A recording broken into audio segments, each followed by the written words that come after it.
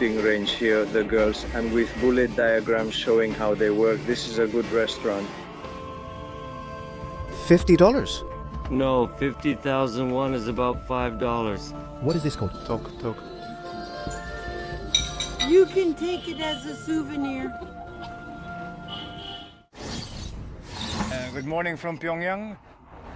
From the 38th floor. Today we have a rather long excursion ahead of us, a historical excursion. We already had breakfast, everything neatly arranged on the small table. A Russian salad, meat, egg, bread, jam, butter, pretty complete, a yogurt as well. It seems like they really want to please Russian tourists. There are also Russian flags everywhere, and the Russian salad is a nice touch. Look at this view from the hotel window in the morning. Right now it's 8 o'clock in the morning, 10 to 8. You can already see that there's activity starting. There's hustle and bustle in the streets and a lot of fog in that area, a lot of humidity. So let's go. Just before breakfast, around 7. For about a minute, we heard an alarm from the hotel window that sounded like an air raid siren.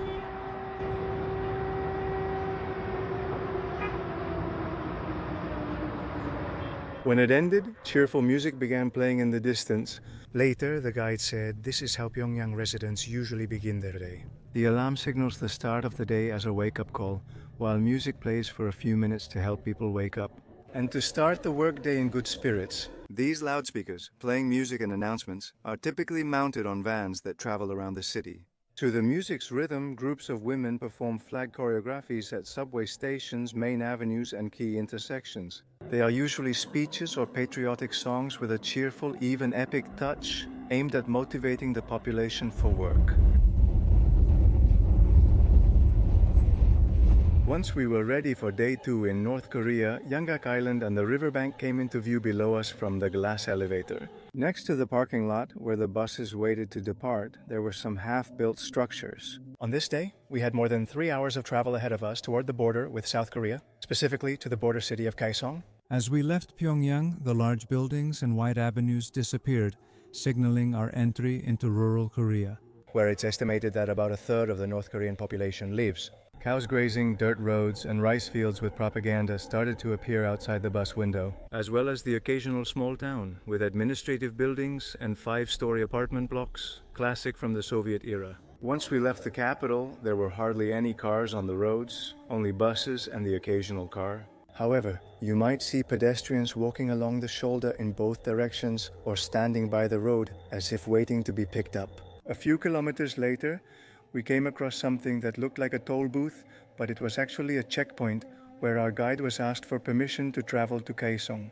These checkpoints are typically located at city entrances, exits, or major routes to control citizens' movement within the country. According to Andrei Lankov, a Russian expert in Korean studies, there is a document called the travel permit, which is essential for moving without problems from one province to another. Without it, you can't buy train or bus tickets, and traveling without it could get you detained at checkpoints. For example, if a nephew wants to visit his aunt, she must request for him to come. The head of their local group, explained more in upcoming chapters, would be like the person overseeing their apartment block. He is responsible for reviewing the request and then submitting it to the popular committee for a second verification. For certain places, like some in the capital, it would even be necessary to send the request to another department in Pyongyang for a third approval. After the bureaucracy approves your personalized travel permit, you receive a red striped card that lets you travel to another region, where you're registered, including your personal details, trip dates, and reason. However, things are different if you live in the capital and have the Pyongyang residence certificate, since holders of this certificate can move freely around the nearby regions without needing to request these permits. About an hour after leaving the hotel, we made our first stop, where some friendly Korean women were waiting for us at a small stand set up especially for tourists. How much does it cost? $1. $1. And the apple? An apple, 50 cents. All right. 2 for $1. Okay. Is this chocolate here? Yes, it's chocolate. Is this chocolate too? Yes. Then a chocolate and an apple. Is this yours? Are you Korean? Yes, the chocolates are Korean. The apples too? Yes, them too. All right, very well. They say the Coca-Cola here is Chinese strong southern. Heineken here as well. And then there are more souvenirs. Thank you very much. Look at all kinds of Korean products here. What is this? Are these French fries? No, they're sweets. Ah, sweets. Here, all kinds of candies and sweets. Technical stop the rest for 10 minutes to take care of your needs and buy some souvenirs. I couldn't help myself and bought a Korean apple, North Korean. You can't say every day that you eat an apple from here, right? Let's see how they are. It's tasty, huh? Look, and behind me all the rice and cornfields and the mountains. And now it's time for the Korean chocolate bar. When I was about to eat it, they called me for the bus that's picking us up, so I'm gonna do it in here. Pure milk chocolate. But it doesn't taste the same as the ones we have. I'd say the first difference is that it doesn't taste as sweet compared to the ones sold in Spain. In other tours conducted before the border closure in January 2020, they used to include a visit to the Unification Pavilion as a tourist attraction. Located in the famous demilitarized zone, commonly known as the Demilitarized Zone and adjacent to the city of Kaesong. This area, 240 kilometers long and 4 kilometers wide, which separates both countries, was established after the signing of the armistice that ended the fighting in the Korean War in 1953, although not the war itself, since a peace treaty was never signed. That is why this area stands as a living testament to the tensions generated during the Cold War. It is often called one of the world's most militarized and dangerous places. Over the past decades, and especially in the second half of the last century, the demilitarized zone has been the scene of various incidents, like the so-called Silent War, which lasted from 1966 to 1969. It's estimated that 500 South Koreans, nearly 100 Americans, and 250 North Koreans died. One of the most striking incidents was what is known as the Alamo Incident in August 1976, when American and South Korean troops set out to trim a poplar tree in the area in order to gain better visibility. An armed North Korean patrol with iron bars intercepted them and began to beat them, resulting in the deaths of 2 American officers. In response, a few days later, the United States sent an entire arsenal by land, sea, and air, including aircraft carriers, to secure the area. Finally, trimming the poplar tree during one of the most tense moments in this demilitarized zone ended with an apology from North Korea. These kinds of armed confrontations between patrols are not the only incidents that have made headlines and front pages. Over the years, there have been reports of the construction of up to 4 North Korean tunnels and several landings on South Korean coasts to carry out massive infiltrations of personnel.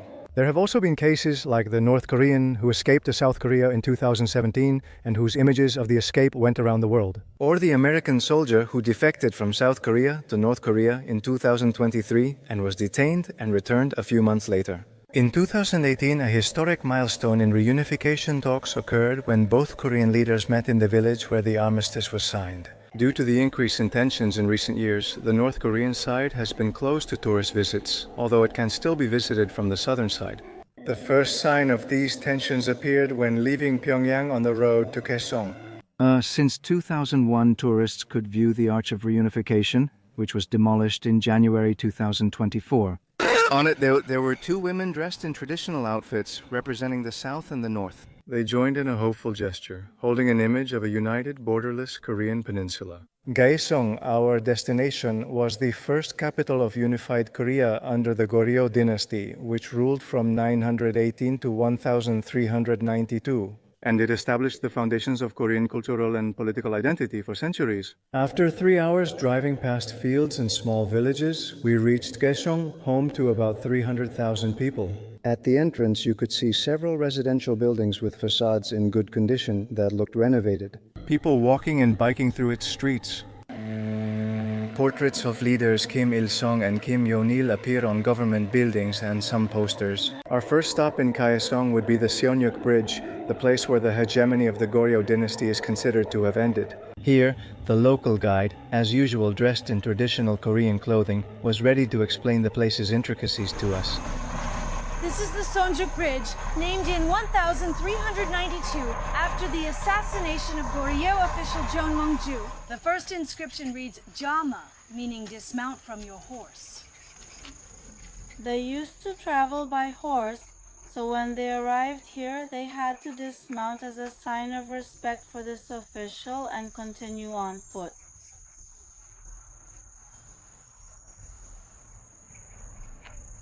In the next inscription, it describes how one of John Mongju's descendants fenced off the bridge as a symbol of respect for his predecessors. The last inscription was made by Han Zo-pong, an important scribe.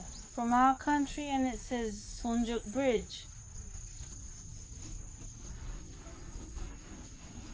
After the ambush, betrayal, and assassination of Goryeo scholar and diplomat Jeon Monju by Ji family supporters, the capital moved to present-day Seoul, beginning the Joseon dynasty's reign, which lasted until 1897. Though small, the Seonyuk Bridge showcases the Goryeo dynasty's advanced engineering. In Korean culture, it represents principles and resilience despite betrayal. Legend has it that even the supposed blood stains after his assassination can be seen, indelible, still soaked into the rock. Next to it stands the Turtle Monument, which was erected to honor the Goryeo dynasty and the scholar Jang Mongju. We are in what used to be the capital of Korea, which now has 300,000 inhabitants, but it is estimated that when it was the capital it had up to 1 million. That's what the guide told us. And this capital is full of history. Our ancestors made these monuments from monoliths, which they had to polish carefully. These turtles here are 150 and 300 years old. One is male and one is female. The female is 300 years old and the male is 150. They are supporting some pillars that the dynasties built on turtles to symbolize the long life and immortality of these dynasties. And above, you can see dragons. You can tell the difference because in nature, male turtles are more beautiful, as seen here with more decoration than female turtles. Notice the level of detail handcrafted in the solid rock. And according to Korean tradition, you have to touch it 3 times as an omen to live 100 years. After this short stop, we headed to the next point on the itinerary. What is considered the first university in Korea, built over 1,000 years ago and now home to the Goryeo Dynasty Museum. On the way, we had the chance to take another quick look out the bus window at the streets of this border city. While we're on the bus, we pass by pedestrians, by people. Some wave and many others just stare with surprised faces, trying to see who's inside. Other faces different from what they're used to. A lot of people with bicycles. Maybe the asphalt isn't always in the best condition, or the facades of all the houses aren't always freshly painted. Whether in a rural area or city, you can be sure everything is clean and well kept, with no trash or debris on the streets or roads. It's normal to see people squatting down, weeding the gardens in common areas, or sweeping avenues and the entrances of buildings. Each district's local community group, composed of neighbors, organizes area cleaning, including the collection of garbage and fecal waste, which will later be used as fertilizer. Families in community groups handle these tasks in shifts. In the last decade, as some families gained more purchasing power, they started paying poorer families to do these tasks for them, in an exchange where both parties are satisfied.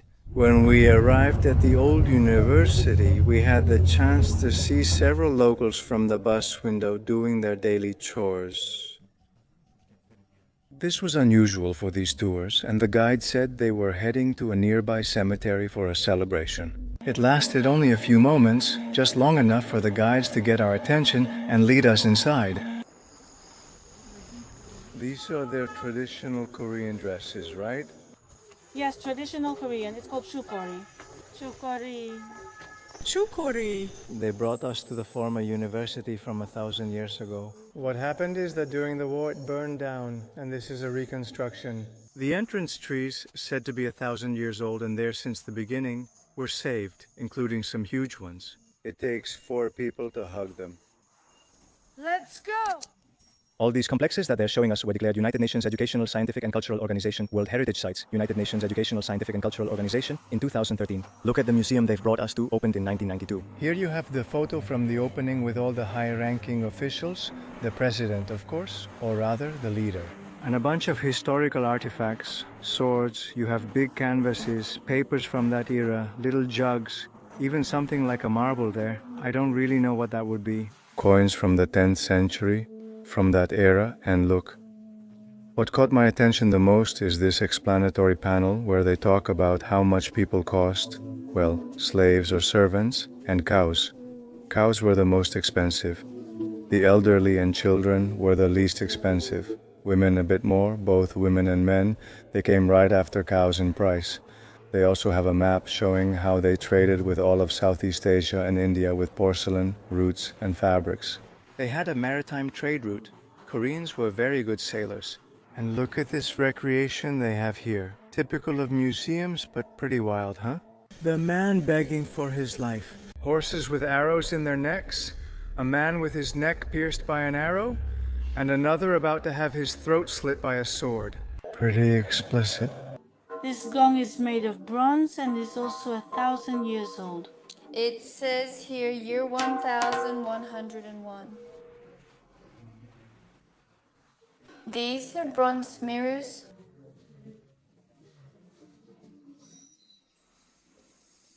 Look at what they have here. I don't know if you've ever seen a kiwi tree. It's like a grapevine. Here it is. He says they are harvested in a month. We're in September, October. They harvest them in November. Before eating, they brought us to a souvenir shop. Look at the number of different stamps they have for sale here. For collectors, they have a strong resemblance to the Soviet-era aesthetic. It's just that it has evolved into its own style, if you notice. Those who are fans of this kind of Soviet posters know what I'm talking about. Look, even stamps with the mystical Versailles. And also a lot of very beautiful paintings, all handmade, also with threads, so it's not just painting. This, just to give you an idea, can exceed 100 euros or dollars, and depending on the size, even reach 300. They even have Korean cosmetics, which are very famous around the world. Well, here they have their own version. Kaesong Koryo Cosmetics, Inchami Cosmetics, all government-owned companies, I suppose. This is what the souvenir shop here looks like. I'm going to take a look at the postcards. This is what you can see on the streets. All these signs here are what you can see on the streets. There are lots of them with slogans for the government, for work, for effort, for defense against the enemy, for sports excellence. Look, you even have one there about the World Cup. Look, here's even a family buying gifts during the Christmas season. Of course, you couldn't miss the ballistic missile. And here you have more posters, these dedicated to the war with the United States. The destruction of the enemy with the butt of the rifle. There you have the United States and the Korean hand. I could spend days looking at all those posters. They're all different and truly unique.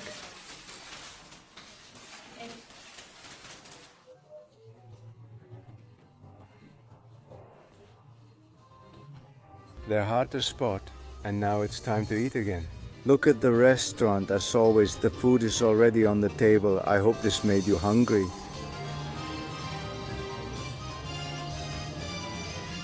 It's like a small wedding hall, a banquet. There you have where the bride and groom would sit, with two little ducks in the shape of a heart and a bunch of little flowers. You also have karaoke at this banquet. And you see the songs with the lyrics following along, and they show images of soldiers, animals, whatever. This traditional Korean meal is called pan sangui. It's typical of the Kaesong region and is usually served in restaurants when you visit the city. It's served in multiple bronze bowls, as more dishes in feudal Korea meant higher social status. Generally, there are between 9 and 12 dishes, and they have a wide variety of flavors.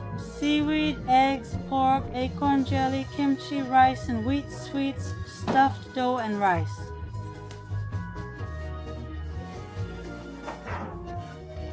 And what is this? Fan. And this? Fish, green bean strips. Thank you. I don't even know what I'm eating, but everything is really tasty. With rice. And now they've brought me chicken stuffed with rice too. And with this root. Seaweed. This is like little fish. It tastes like anchovy. And omelette. Look at what they just brought me here. The traditional chicken. This is a dish you have to order separately from the menu they served us, and it costs $30 to be shared among 4 people. It's like a special preparation, and this is the root I've seen everywhere. It's a sweet yet slightly bitter tuber. And this, it looks like a chufa. As we were served ginseng chicken, I remembered the famine North Koreans endured in the 90s after the Soviet bloc collapsed, known as the Arduous March. Like ginseng chicken, a dish that seems simple and affordable in countries like Spain is considered very precious here. Inefficient land management and reliance on Soviet fertilizers and subsidies, along with natural disasters like floods and droughts. These are some of the reasons why from 1994 to 1998 the North Korean people saw their agricultural production decrease, which, according to their official figures, claimed the lives of about 250,000 people, although it is difficult to know the exact number. Due to agricultural militarization and mainly China's international aid, North Koreans overcame the crisis. Additionally, in the mid to late 1990s, people sought survival strategies, and the market economy re-emerged as an escape from the rigid state food distribution system. The state, which controls most of the country's production, is responsible for distributing a basket of food to its citizens, providing them with basic weekly and monthly food rations, although these rations may vary depending on the region and the citizen's job. A nuclear physicist in Pyongyang, for example, receives larger rations and more valuable goods like meat than a rural farmer. About 20% of the land is privately managed, which is illegal in North Korea. But the government turns a blind eye to it, since it helps feed the poorest parts of the population, even today. One of the forms of management parallel to the state food distribution system was the informal markets, known as jangmadang, which let citizens trade goods and services unavailable through official channels. They started in the late 90s during the famine and have since expanded, now offering products like rice, corn, vegetables, meat, and mainly Chinese imports. Clothing, appliances, medicines, and services like repairs, private education, and medical care are also available in these markets. Currently, there is no famine problem in North Korea. There may be periods of scarcity and some population groups experiencing malnutrition. After we finished eating and took some pictures with the waitresses, the guides walked us to a ginseng farm that was next to the restaurant. They just brought us now to a plantation here next to the ginseng restaurant. Apparently they eat the root quite a lot here. It's one of the main ingredients in their diet, as far as I understand. In different ways, it can be cooked and also taken as tea.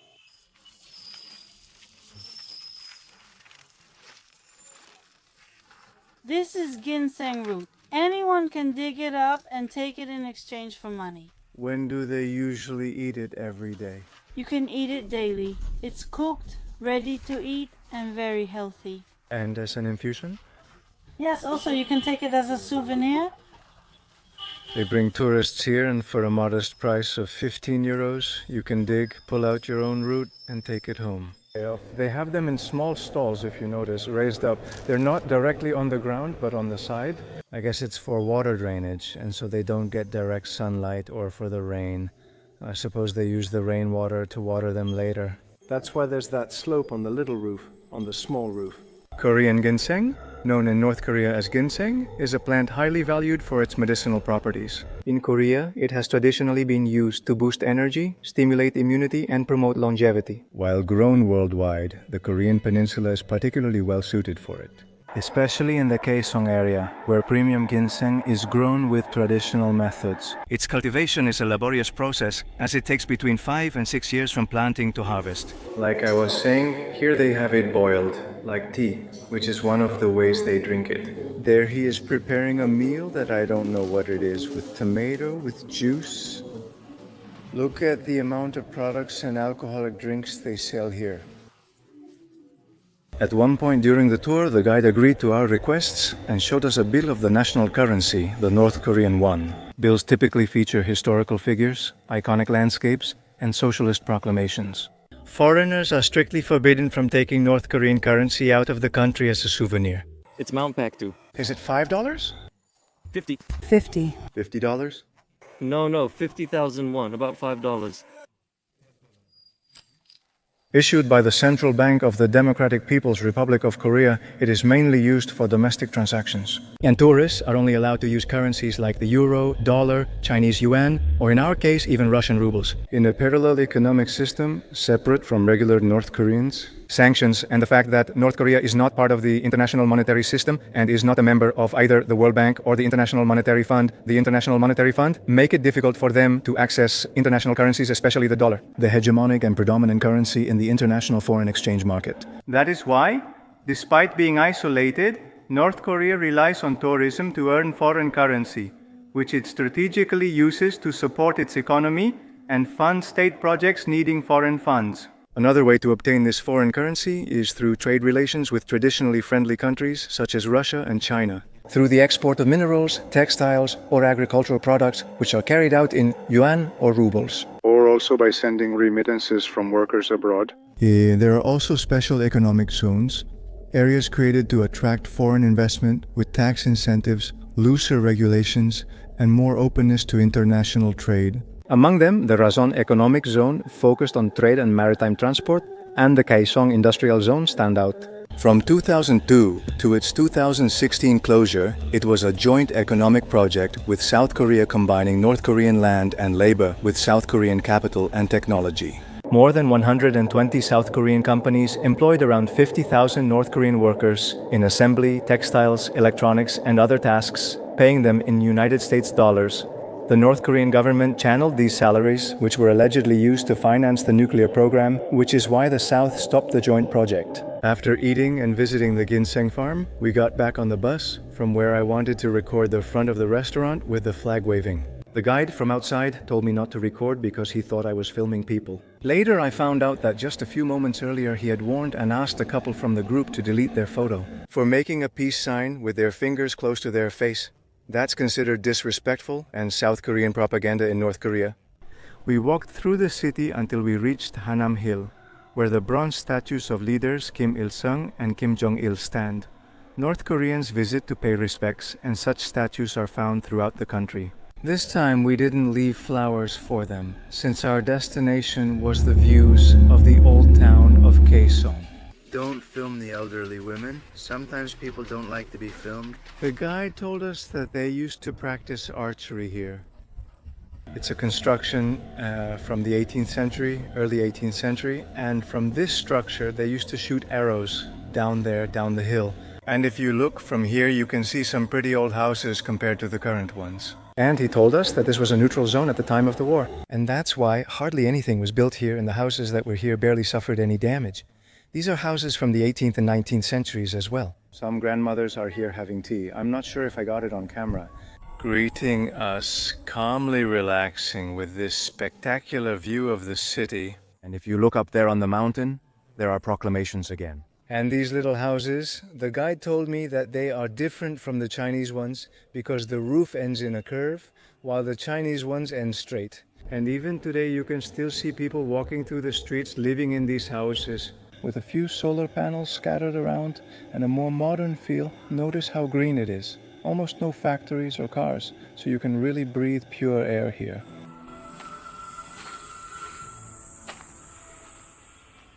A little song starts playing right here. They're telling us to follow the path. The city of Kaesong, besides being the first capital of unified Korea, also plays an important role in recent history. In 1945, after World War II, the United States and Soviet Union split the Korean peninsula along the 38th parallel. At that time, Kaesong was in the southern United States controlled area. After the Korean War and the 1953 armistice, the border changed and Kaesong became part of North Korea.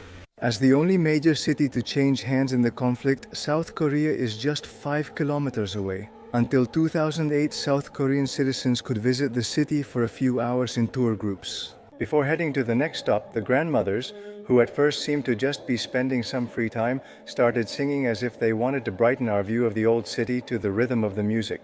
At first, we weren't sure if recording was allowed, since guides had previously called out the group.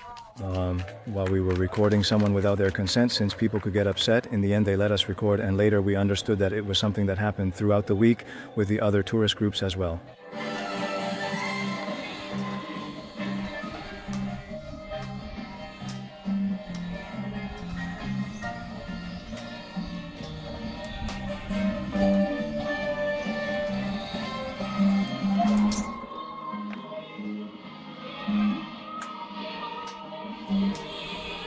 After visiting the hill, we went to the outskirts of Kaesong, passing people on bicycles, crop fields, houses, and the occasional cow. We visited the tomb of Goryeo Dynasty founder King Wangjong, who led the first unification I mentioned earlier. The guide said the tomb was destroyed and looted by the Japanese during the early 20th century occupation and was recently rebuilt. At every monument we visited, the local guide awaited us in traditional Korean attire.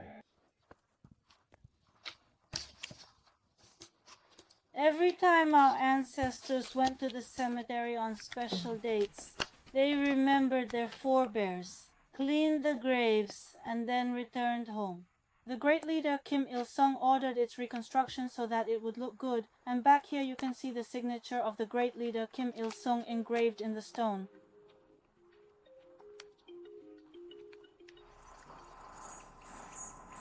What an exotic birdsong. Afterward, we visited the Gyeonggyo King's tomb in a dreamlike spot.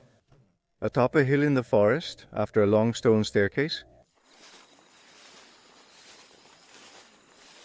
These are royal tombs. The king and queen are here. They're 700 years old. They were a couple deeply in love, but unable to have children. When the woman finally became pregnant and went to give birth, she died. The king ordered tombs for himself and his late wife side by side so they could rest together forever. In the early 20th century, during their occupation, the Japanese looted all the treasures here. And later, in the 1950s and 1960s, they ordered the reconstruction. That's how it looks today.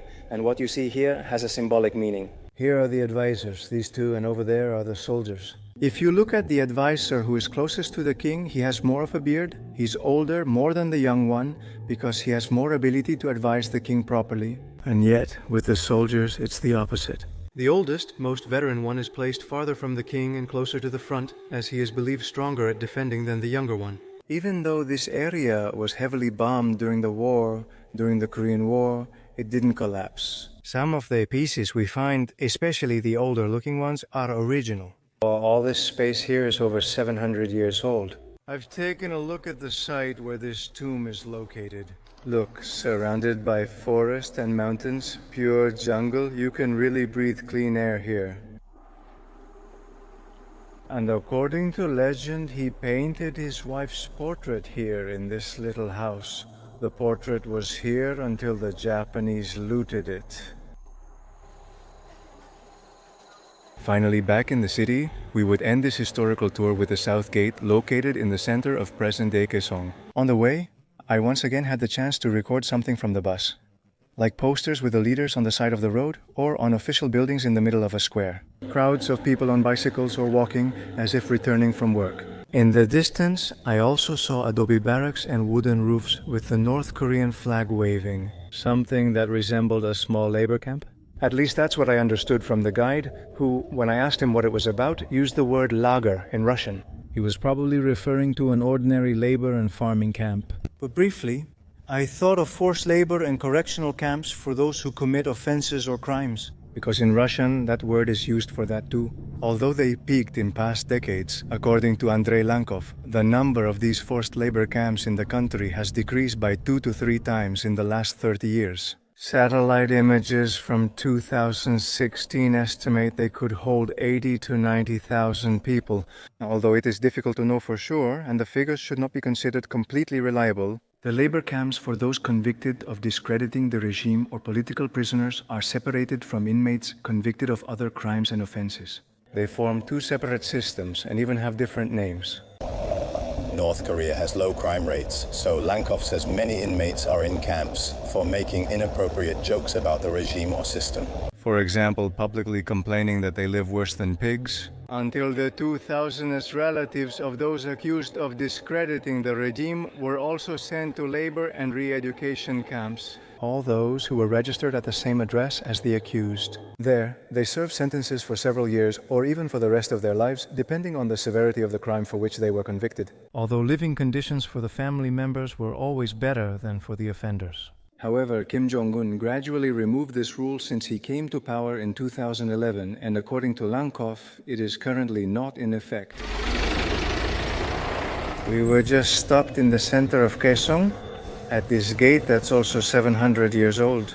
The center looks very busy, well, for North Korean standards. And of course, you can't miss the propaganda posters everywhere with the signs. At this historic gate, there's also a 14-ton bell, also from 700 years ago, which was in the largest church in the area. Until the church burned in 1500. It still keeps, well, it's preserved here to this day, but it still has shrapnel marks or shrapnel damage from what they call the Patriotic War here. It's beautiful, with Buddha, with dragons, with little crabs, with a lot of inscriptions. And take a look at the details on the door. Most doors we've seen today share the same artistic design, featuring small flowers and colors. And look, in the middle of Kaesong Square, this is what a street looks like here in the city of Kaesong, which was the capital of Korea, the historical capital. People, of course, on their bicycles, a guard directing the traffic. The people in white are traffic guards, not military, but their uniforms closely resemble military ones, just in white. The hat looks very similar. In the background, you can see more propaganda posters and proclamations. And there is a screen, which I don't know if it's the bus station or the taxi station or something, and a group of people gathering. It's starting to rain, and we're heading in for dinner, in case you, like me, are curious to know what was on the signs. They displayed messages such as, "We fully implement the decisions of the 9th plenary session of the 8th Central Committee," and included various groups of workers. Another example displayed, "Let's unite with patriotism," alongside images of a soldier, scientist, female farmer, and a suited official. Or also, several workers and the slogan, "Everything is developing to usher in a new era in which the region changes." On the sides, 2 red signs with white letters similarly praised patriotism and fulfilling the party's plans. After this visit to the border city of Kaesong, we headed back to Pyongyang. Through the bus window, we saw the buildings along a main avenue, with some proclamations and some official buildings, and of course more posters with propaganda messages. In the distance, a bridge and several Koreans sheltering from the rain, and atop the hill, more proclamations. While we're on our way back to the hotel, we've stopped again at the service stop. The only one there must be. And you can tell how hard they work to make sure the tourist has everything available again that we had in the morning. And they've changed places. They've welcomed us with the same things as this morning. After about 3 hours of traveling by road, passing by villages and cities as night fell, we finally entered a brightly lit Pyongyang, where we were greeted by huge apartment blocks. The movement in the streets had decreased considerably compared to the morning, and there were hardly any pedestrians or open street stalls. Before going to the hotel, we made a stop for dinner at a rather peculiar restaurant.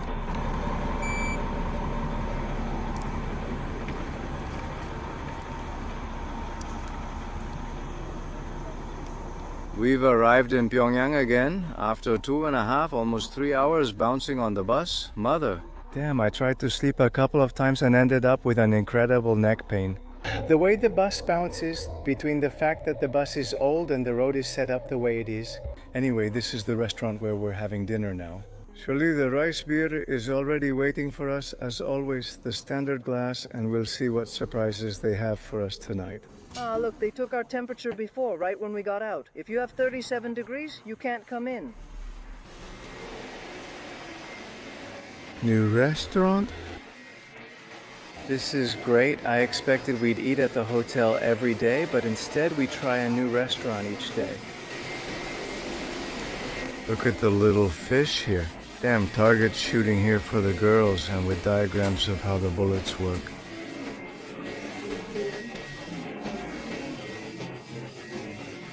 This is a good restaurant. Is this a shooting range? No. And why all this? Oh, until 7, I see. That's why all these paintings. There you have it. Shooting class.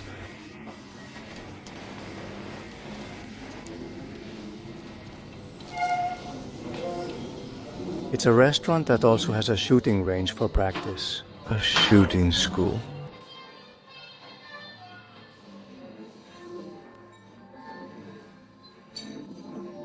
What is this called? Okay. Let's try the took pressed rice with hammer blows.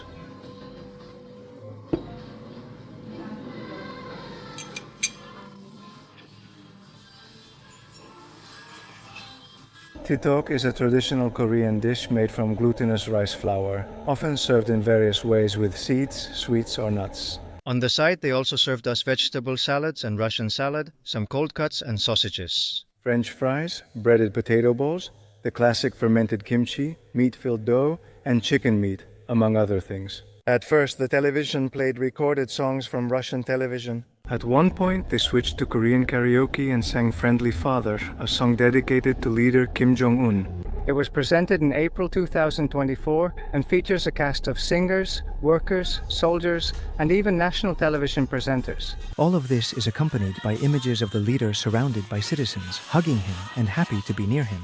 The lyrics praise his work as a leader and how the people strive together and place their trust in the father figure who takes care of his nation and seeks the best for them.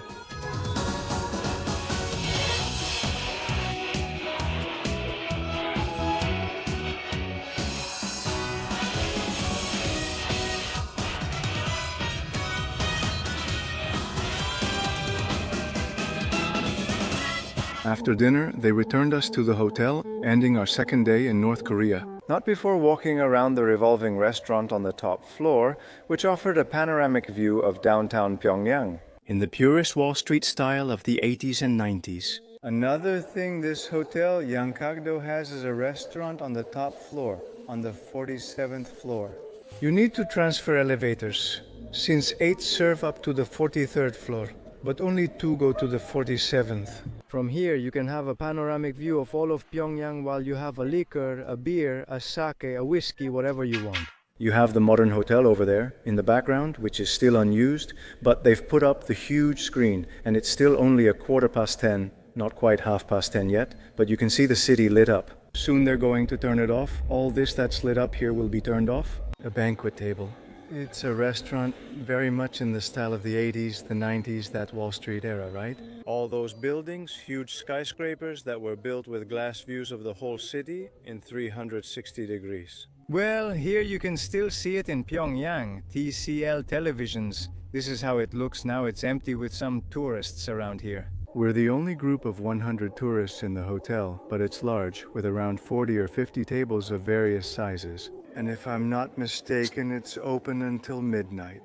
Pyongyang isn't really a very well-lit city, honestly. It has different neighborhoods, if you notice, that are lit up.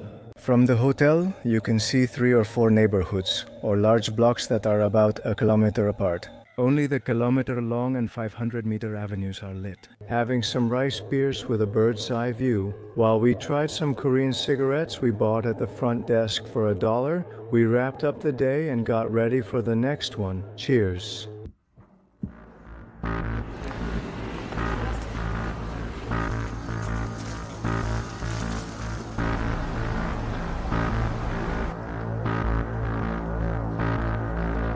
They even have a spy ship here, one of the American ones that got into North Korean waters.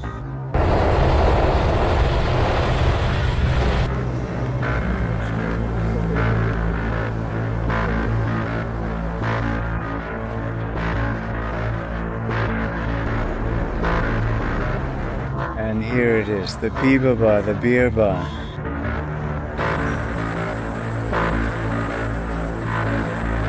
Finally, a little bit of freedom alone.